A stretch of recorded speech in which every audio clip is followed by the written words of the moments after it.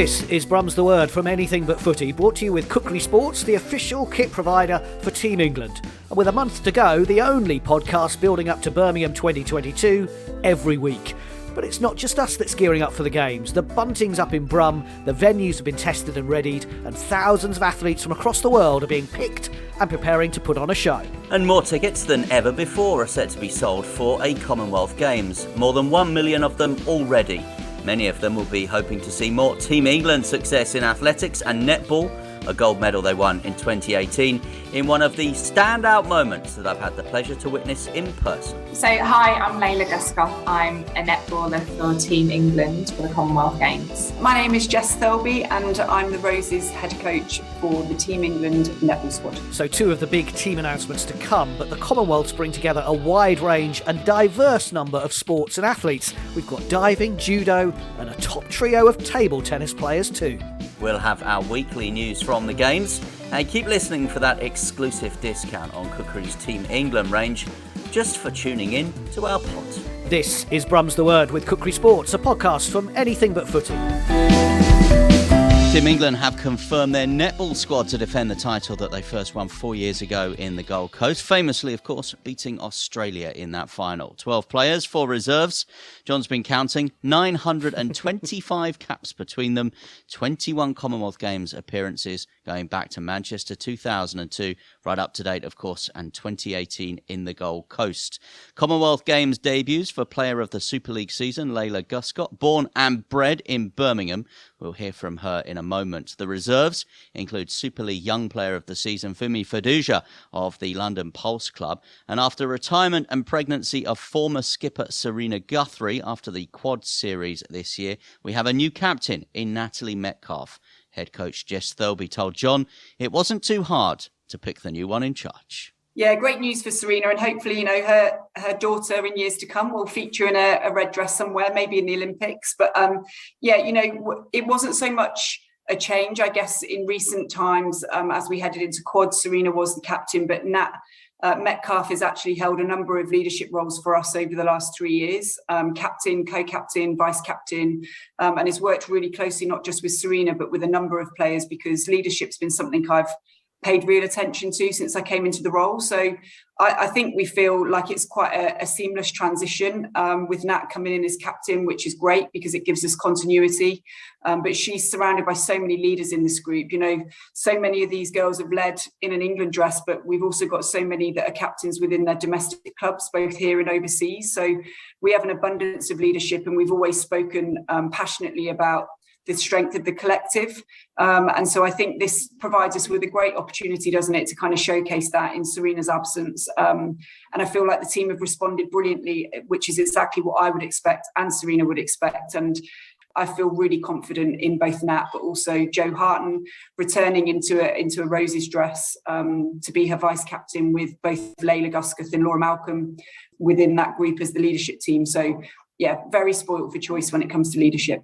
We mentioned the Quad Series. Have you got over that, particularly the last quarter against Australia in the last match?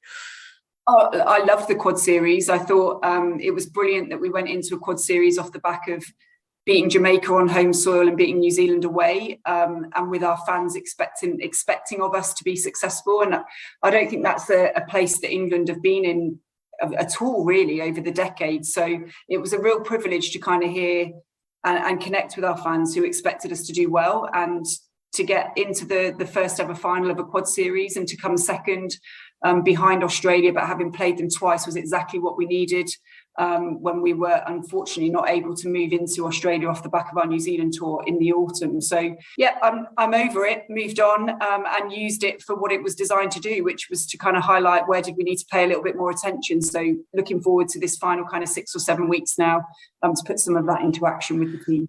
And since the Quad Series, of course, we've had Super League. You've mentioned a few of the players. Layla Guscoth, Player of the Year. Eleanor Cardwell, Players Player, Fans Player. It's important that they're in the squad and they've had such a good season. Absolutely. And I think our Roses players have represented so well across the Vitality Netball Super League. So many have had great seasons for their respective clubs, and it makes it all the harder to then try and pick a 12 that we believe are going to be robust enough mentally and physically to go through the tournament, but also that are going to connect in a way that's going to counteract our toughest opposition and stay true to the Roses way in which we want to play. How difficult was it, though, to leave the young Superleague player of the season out of the 12? I know that Funmi Fudoja is in the reserve list, but out of the 12. Yeah, I mean, from my perspective, I almost look at it the other way. It was a brilliant celebration of her performances to include her in the 16. And I think if you look at Fumi's journey, you know, it's been quick. And she's done a lot in a very short space of time. So for me, it's a huge acknowledgement for her to have pushed her way in to be that defensive reserve over and above some really experienced and talented players. So for me, it's great acknowledgement, and her performances aren't lost on us at all. But it's also important to acknowledge her journey to date is still very new and she's still very young and not as tested internationally, which also it also carries a lot of strength. But we needed to make sure that across the 12, we get to the start line with what we believe to be the right and best team to give us the best chance. So, you know, fingers crossed nothing happens, because we don't want to have to pull on our reserves, because it would obviously be in a scenario we don't want to happen. But if it did and Fumi found herself in there, we're also incredibly confident with what we've seen out on court that she can have real impact. A couple more questions. 2018 was a medal moment that nobody will forget in the Commonwealth Games netball final for Team England. But it was the first time you'd won gold. So this is the first time you're defending champions. How are you coping with that? Yeah, we've spoken a lot around new territory. You know, like even for our most experienced players, Jiva Mentor has 6 Commonwealth Games.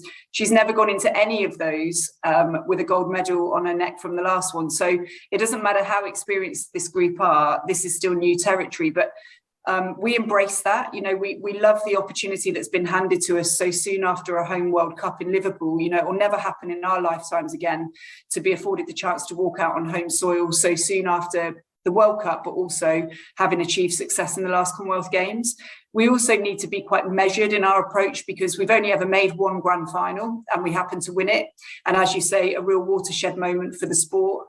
And I think the impact from that is something that we're really proud of and hope that we can repeat away from the court as well. But the realities are we just need to get ourselves into more grand finals. And that is certainly our intent. We've had a successful 12 months leading into the game. So I think we've pretty much done everything we can to provide ourselves with the confidence and belief. But we've also got a lot of humility that nobody has a right to that final just because you won the last one. You know, this team's changed. And it's about their journey now and about the DNA and what they will leave on this tournament. And we hope, irrelevant of the result and the colour of the medal, or if there's a medal at all, that we can inspire a nation to be talking about us in another couple of months' time because of what they've seen and how they feel connected to us and our performances. Birmingham 2022 kicks off with Trinidad and Tobago on the Friday, the 29th of July. Can you ease your way into it, or do you got to hit the ground running? No, I think it's really important to be respectful of all your opposition. We met a month or so ago during the Superleague season as a Roses group, and one of the things that we really want to stay true to is that we embrace every moment and respect every opposition and take one game at a time. Very cliched, but I think if you're not careful, you make that kind of leap to whether it's a semi-final or a big pool game against New Zealand or a high-ranked team, you make that step up too big because you haven't treated the other games with the respect that they deserve. And we've got a really challenging group with the Calypso girls to start with, but also then Uganda and Malawi and Northern Ireland, a very experienced Northern Ireland team. So none of those teams are going to lie down and let us win easy at all. So we've got to earn it, and actually paying attention in those games exactly in the same way and being consistent with our processes will prepare us better for the games towards the tail end of the tournament. So certainly something we need to practice and kind of really refine over the next couple of weeks whilst we're together. Well, we wish you all the best of luck. Thank you so much. Thank you for your time. So, hi, I'm Layla Guscoth. I'm a netballer for Team England for the Commonwealth Games. Firstly, Layla, looking at your social media, it says half doctor, half netballer. Now, yeah. To me, that sounds like an Avenger. I wish I was an Avenger. I guess I am. I'm kind of anything between half to 0.7 of one thing at one time, it feels like. But yeah, I'm a doctor and an international netballer and try my best to float along doing both of them, really. And the last few years, I mean, that is a heck of a career. it's an interesting one, and I think, like, for me, they balance each other really well. There's definitely moments where one's a lot harder than the other, and I would be lying if in the past 2 years there hasn't been some quite difficult challenges. Now, I can't believe it, having read this today, that it's your first Commonwealth Games. Yeah, it is my first Commonwealth Games.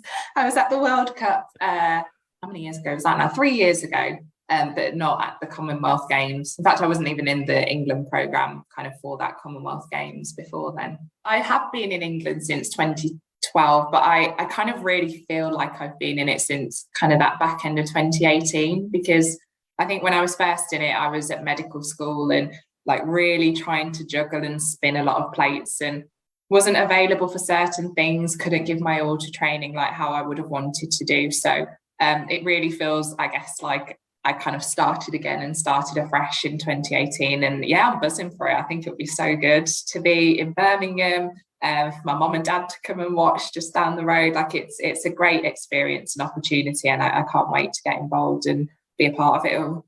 Now, I and my anything but footy partner, Michael, used to live in Birmingham, probably before you were born, Layla. So it's changed so much, though, in the last few years. It's going to put on a really good show, isn't it?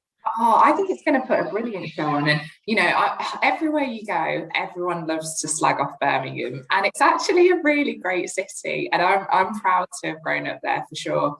But when you walk around the town centre now and lots of other bits that they've been working on for the Com Games and stuff, I think it's going to be a really good event. And I think it's the perfect size city for it. There's so much going on, and hopefully it will showcase what a great city Birmingham is to, well, the rest of England and the rest of the world as well.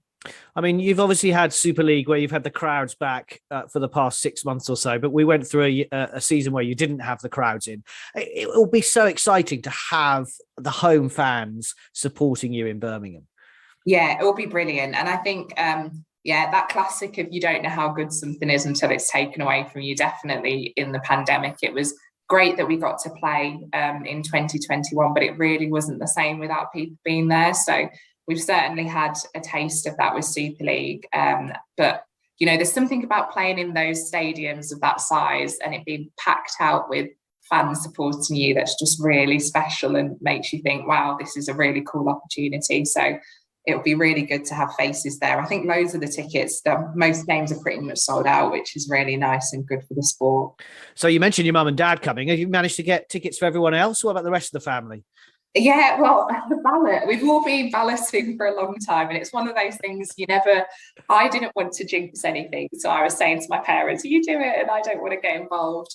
But yeah, hopefully I think we've got enough to go around, and hopefully people will be able to get some a bit later on if not, but yeah, hopefully they'll all be able to come down. So let's talk about your opponents. Starting off with Trinidad and Tobago, then you've got Malawi, Northern Ireland, Uganda. Is it difficult to then not really just think about New Zealand, which is the last game, probably the hardest game in the group? But how do you go about kind of focusing on the group games? Yeah, I think it's really important too. And I think you never want to underestimate any opposition. And we've not played some of the African nations recently, but certainly looking back towards that World Cup year, you know, we played Uganda and our first game was really close. And so you have to certainly try and build towards the latter ends of the competition. But you want to be paying each team the respect they deserve, because it certainly won't be easy at all. And you want to feel like you're building and you're applying the tools that you'd want in a semi-final earlier on, and kind of building that mental kind of resilience and the physical attributes you want to display later on in the competition as well. And as defending champions, everyone will talk about that game against Australia in 2018. Is it difficult not to get hung up on Australia? They're not even, you know, on your list of opponents as yet. Yeah. I mean, everyone will always have Australia at the forefront or near the forefront of their mind, because they are the world number one. So for such a long time, they have been the gold standard. But for us, we know that we have beaten them over the years and we can compete with them. But I think no longer is netball a Australia, New Zealand kind of two-horse race. You've got the Jamaicans who are really excelling in multiple leagues across the world. South Africa, who are doing really well, and then some of the other nations which we've just discussed, like Uganda and Malawi, who have a number of star players. So you don't want to get hung up on Australia, but we're always aware that they are the world number ones, and so they are flying the flag, and we're all out competing and trying to gain that world number one ranking, really. Last question then. What are you aiming for? Come on, tell us what it's the gold medal, isn't it? That's what we're all going for. Oh yeah. Well, I want to win. I think we've got a team that's capable of winning. I think we'd be doing ourselves a disservice if we didn't want to go there with the aim of trying to win. And then for myself, I just want to contribute to that in whatever way Jeff sees me doing. Just be there, be part of the team. But yeah, it would be really nice to come away with a gold medal from the games. Well, we'll all be cheering you on. Layla Guscoth, thank you so much for talking to us. Thank you. Thanks so much. Layla Guscoth and Jess Thirlby. The majority of the squad are now in South Africa, hosts of the World Cup next year, focusing on physical conditioning. And July the 10th is when all the players will come together from across the world. They include Stacey Francis-Bayman, Vice-Captain Joanna Harton, Helen Housby, Eva Mentor, Ebony Asuru-Brown and George Fisher play their club matches, of course, in Australia and New Zealand. Now, the venue for netball at the Birmingham 2022 Commonwealth Games is the NEC. The defending champions, England, start their campaign on the first lunchtime of the Games. That's Friday, July the 29th. Their opponents are Trinidad and Tobago, and centre pass is at 12 noon. Can't wait. This is Brum's The Word with Kukri Sports. Still to come, hoping to be on song in ping pong.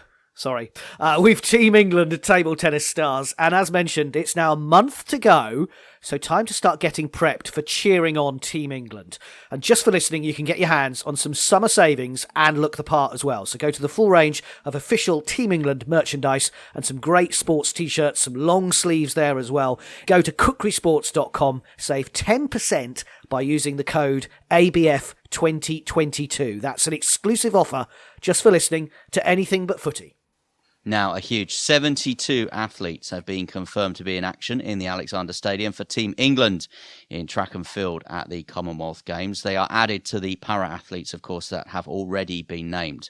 So Dina Asher-Smith, Katarina Johnson-Thompson and Keely Hodgkinson, who I think I mention on the podcast pretty much every time. They lead the list of athletes from 100 metres right through to the marathon. Matthew Hudson-Smith, the Birmingham 400-metre runner who broke the British record earlier this season, also included, but like the Tokyo Olympics, no 4x400-metre men's team for England.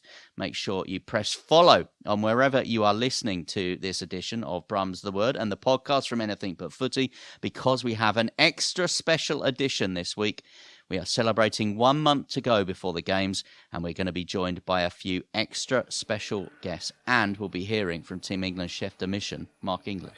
You are teasing us, Michael. You are teasing us. Now, some more news from the Games. England's men's hockey team beat the world and Olympic champions Belgium in the FIH Pro League at Lee Valley in the Olympic Park, winning 3-0 in a shootout after the match ended 2-2. England's women came from behind to win 2-1 against the same opponents, Tess Howard and Grace Boulston scoring the goals.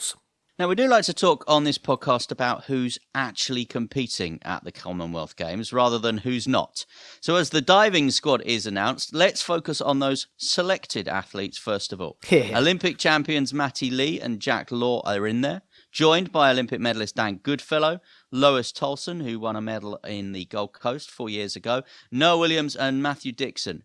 All, as I said, have won Olympic or Commonwealth medals previously. They are joined by European medalist Andrea Spendolini-Siriex and British champion Eden Cheng as well. So the main name missing from that list, no Tom Daley in the 18-strong diving squad competing at the Samwell Aquatic Centre. But we knew that already, didn't we? Well, I think we did, didn't we? Well, we knew because we had a chat with Tom Daley's coach, Jane Figueiredo, who's back in America at the moment, in Austin, in Texas.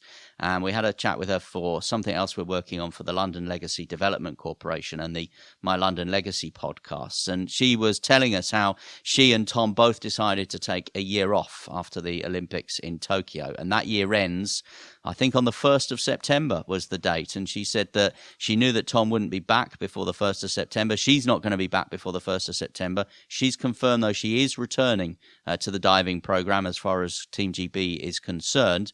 and we wait and hear on whether Tom will definitely be returning. She said that Tom will tell her before he tells anybody else. And we'll look forward to finding that out. We do know that Max Whitlock won't be at Birmingham 2022 competing. Anyway, the three-time Olympic champion's been named, along with a plethora of former sports stars, presenting 200 hours of coverage of the Commonwealths on the BBC this summer. We're obviously delighted it'll be front and centre on your TV for 12 days next month. And Michael, you'll be there for us as well.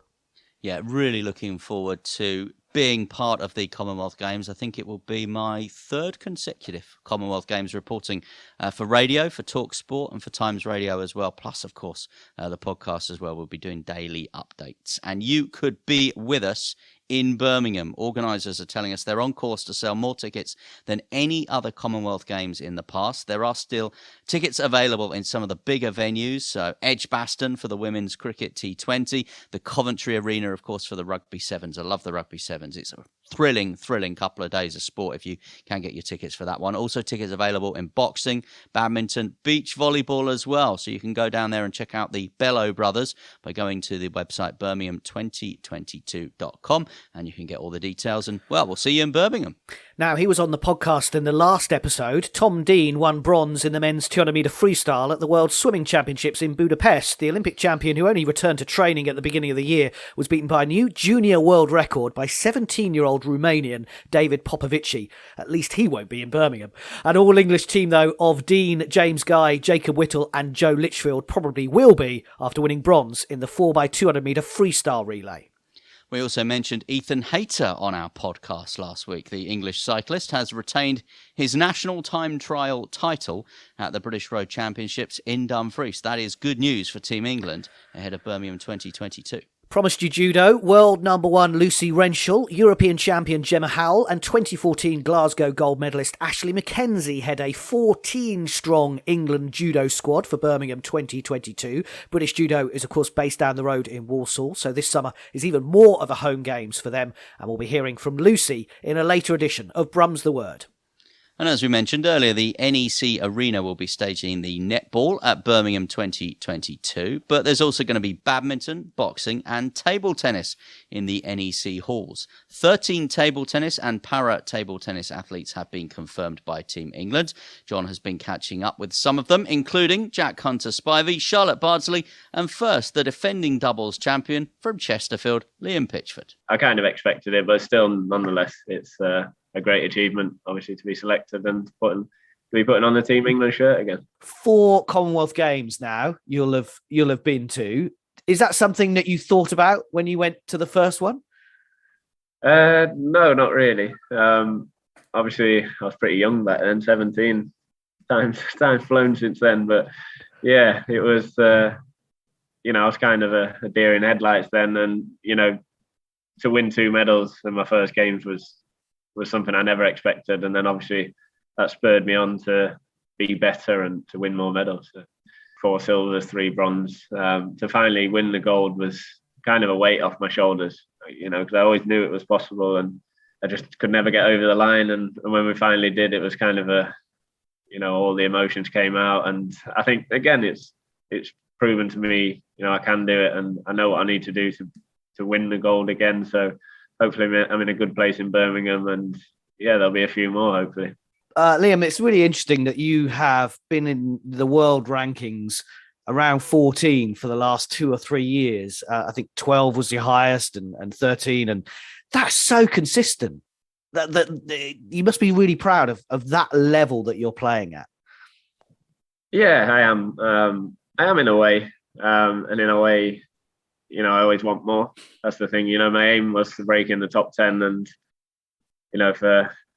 it's not quite happened yet, but obviously I've still got time. I feel like, just before lockdown, I was obviously playing probably some of the best table tennis of my life, probably in the form of my life, and lockdown happened. Obviously, Olympics got cancelled. Probably came at the worst time for me, and then after that, I kind of struggled to get back to the form I was in. But I'm just working in the hall every day, trying to be better, and I feel like I'm coming good, and I know what I need to do. So at the moment, that's all I can do, and I'm still, competing at the highest level. Like you say, my ranking's still where it is. I just need to be getting more of the bigger wins to break that top 10. Hi, my name is Charlotte Bardsley. I play table tennis and I've qualified to represent England at the 2022 Commonwealth Games. It's been a lot of hard work that's gone into this, and many years of hard work.